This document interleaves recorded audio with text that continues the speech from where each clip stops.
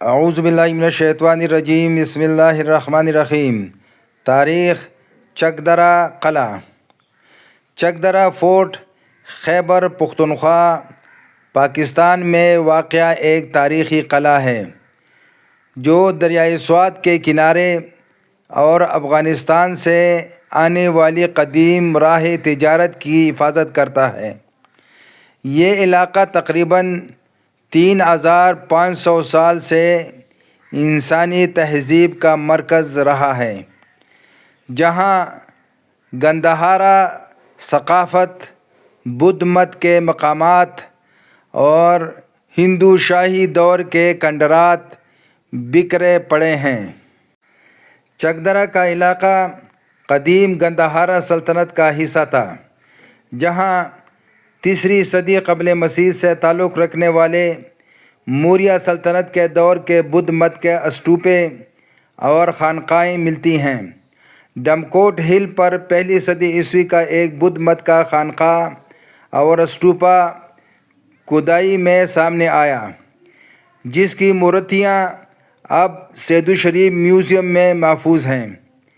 اس کے علاوہ انڈال ڈیرے، جسے اچ استوپا بھی کہا جاتا ہے، ایک اہم بدھ مت کا مقام ہے، جہاں چینی سیاح ہوان زانگ نے ایک افسانوی داستان کا ذکر کیا ہے کہ بھگوان بدھ نے یہاں ایک بڑے سانپ کا روپ دھارا تھا تاکہ لوگوں کو قحط سے بچایا جائے۔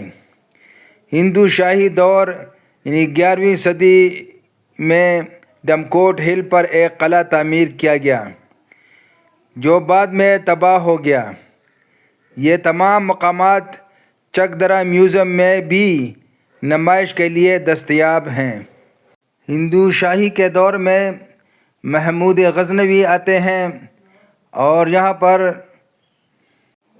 اوڈیگرام کے راجہ گیرا کو شکست دیتا ہے۔ محمود غزنوی بھی اسی راستے سے سوات کے علاقے میں داخل ہوتا ہے۔ محمود غزنوی سے پہلے 326 یا 327 عیسوی کے لگ بھگ سکندر اعظم بھی اسی راستے سے سوات میں داخل ہوئے اور بازیرہ پر قبضہ کیا۔ ان کے بعد وقتاً فوقتاً مختلف حملہ آور اسی راستے سے ہندوستان میں داخل ہوتے رہے۔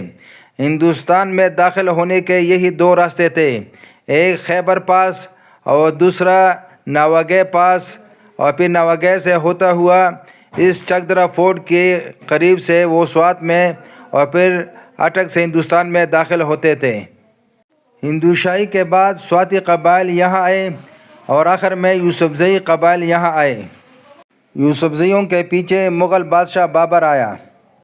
مغل سلطنت کے دور میں 1586 عیسوی میں چکدرہ فورٹ کی بنیاد رکھی گئی، جو ایک مضبوط دفاعی ڈھانچہ تھا اور علاقے کی اسٹریٹجک اہمیت کو مد نظر رکھتے ہوئے تعمیر کیا گیا۔ یہ قلعہ ناوا پاس اور کٹگلا پاس سے گزرنے والی راہ تجارت کی حفاظت کرتا تھا۔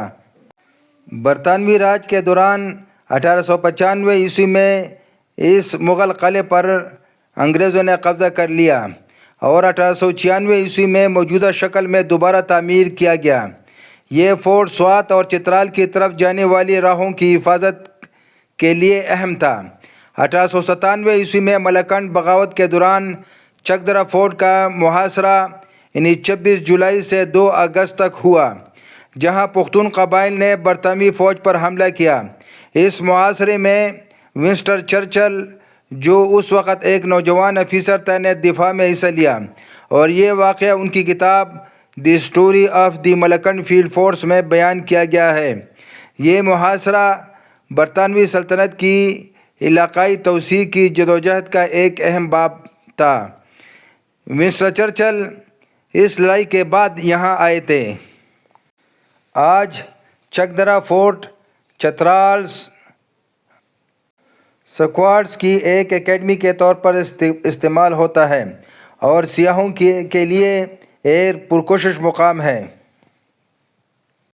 جہاں سے سوات، ویلے اور ملاکنڈ ڈویژن کے خوبصورت مناظر دیکھے جا سکتے ہیں۔ یہ فورٹ پاکستان کی تاریخی ورثے کی علامت ہے اور علاقائی ثقافت کی یاد دلاتا ہے۔ شمال مغربی سرحد کے پہاڑی علاقوں میں، جہاں برطانوی سلطنت کی حدود روس کی توسیعی خواہشات سے ٹکراتی ہیں، ایک ایسی مہم ہوئی جو فوجی تاریخ میں اپنی جگہ رکھتی ہے۔ ملاکنڈ فیلڈ فورس کی یہ کہانی نہ صرف ہتھیاروں کی جھنکار اور بہادری کی داستان ہے، بلکہ ایک ایسے علاقے کی تصویر بھی کھینچتی ہے جہاں قبائلی روایات اور نوآبادیاتی طاقت کا تصادم روزمرہ کا معاملہ ہے۔ میں ونسٹن چرچل اس بات کا گواہ ہوں کہ یہ سرزمین جو سوات، باجوڑ اور ملاکنڈ کی وادیوں پر مشتمل ہے، ایک ایسی جگہ ہے جہاں امن کی قیمت خون سے ادا کی جاتی ہے۔ ان مقامات میں ماضی کی داستانیں چھپی ہیں۔